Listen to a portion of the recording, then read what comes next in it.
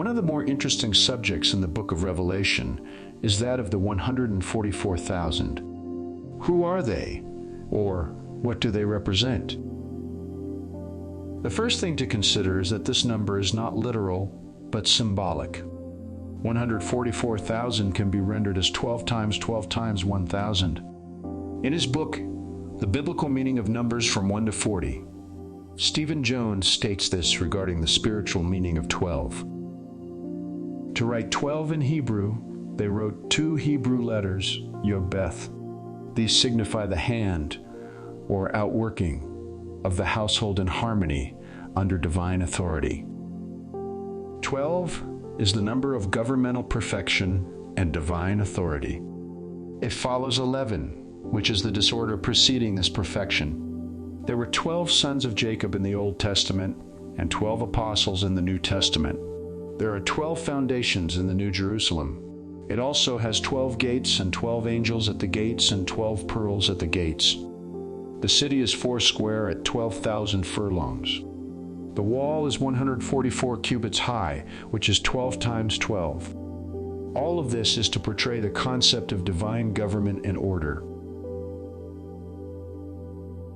In our mathematical breakdown, we have 2 12s to consider. 2 is the number of witness. So in 2 12s, we have a witness of divine government and order. As for the number 1,000, this brings us to the following. But, beloved, do not forget this one thing, that with the Lord 1 day is as 1,000 years, and 1,000 years as 1 day. Most everyone has heard it said that 1 day is as 1,000 years, and 1,000 years as 1 day. Not for a second do I believe that this means 1 day is exactly 1,000 years, nor do I believe that day is literal. Consider what Jesus said about the day. Jesus answered, "Are there not 12 hours in the day? If anyone walks in the day, he does not stumble, because he sees the light of this world." Here, Jesus equates 12 hours to a day, where the number 12 emphasizes divine government and order. In Genesis 1:5, we read that God called the light day. So day is not about a literal 12 hours of time, but about light, the manifestation of God's will in the earth. A day of the Lord may consist of many days, months, years, and yes, as Peter suggested, even 1,000 or more years. Perhaps this is why John stated, "I was in the Spirit on the Lord's day." Might the book of Revelation be a complete and detailed account of the day of the Lord that has been unfolding since the time of Christ and the apostles? Think about it. God called the light day. And since creation is God's greatest testimony of His will and word, might the fact that the sun never stops shining be a testimony to the fact that God's will and word never stops unfolding in the realm of man? 12, denoting divine government and order. 2, denoting witness. 1,000, denoting the day or light of God's will and word in the earth. 1,000 can also be rendered as 10 times 10 times 10, 3 tens. Here's the spiritual meaning of 10 from Stephen Jones. Yod is a closed hand, because 10 is also the number of the law, which brings divine order. It signifies the works of the law. 10 is the number of divine order being reestablished one way or another through the judgment of the law, as pictured by the 10 Commandments. 10 is the number that portrays that time of judgment, when men either receive reward or come under divine judgment. One way or another, the law must be fulfilled and the divine order reestablished.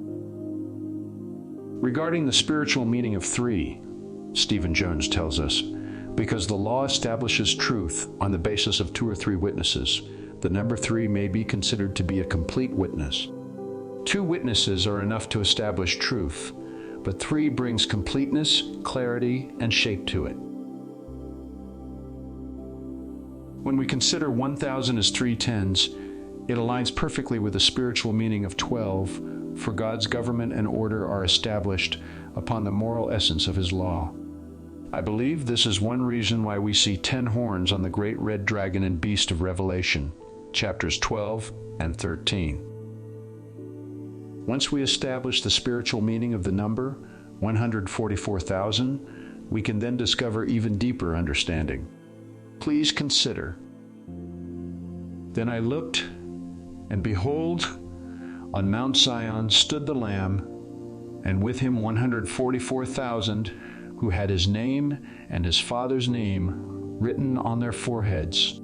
And I heard a voice from heaven like the roar of many waters and like the sound of loud thunder.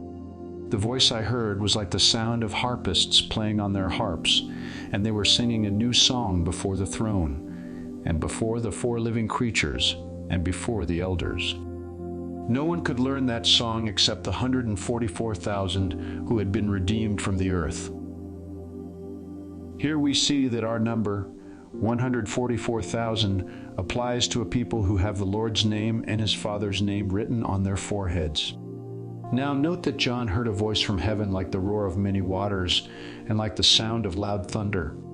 The voice he heard was like the sound of harpists playing on their harps, and they were singing a new song before the throne, which could only be learned by the 144,000. This brings us to the following.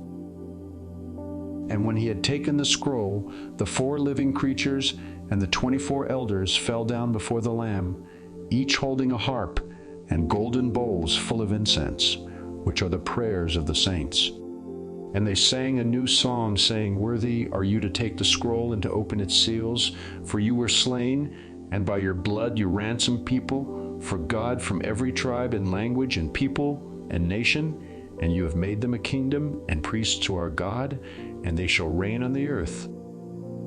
Then I looked, and I heard around the throne and the living creatures and the elders the voice of many angels, numbering myriads of myriads and thousands of thousands, saying with a loud voice, "Worthy is the Lamb who was slain to receive power and wealth and wisdom and might and honor and glory and blessing."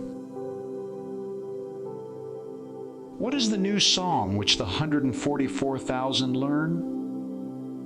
It is a song of redemption. For Christ was slain, and by his blood he ransomed people for God from every tribe and language and people and nation, establishing them as a kingdom and priests to our God. John verifies this very thing in Revelation 1:6, stating, "And made us a kingdom, priests to his God and Father." Who is us in this statement? It is those whom Jesus chooses to hear and learn the new song, that is, the new covenant.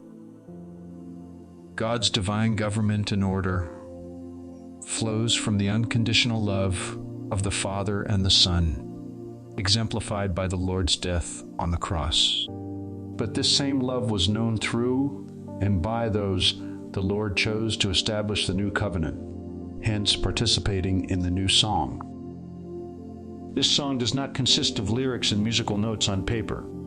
Rather, this song is an abiding sense of awe and humility, of eternal love and grace, a deep knowing within that our Creator is love, unconditional and unwavering. Who are the 144,000? They are those who, like Christ, laid down their lives for the gospel, the first fruits, the first ripe fruit, the beginning. Allow me to close with the following.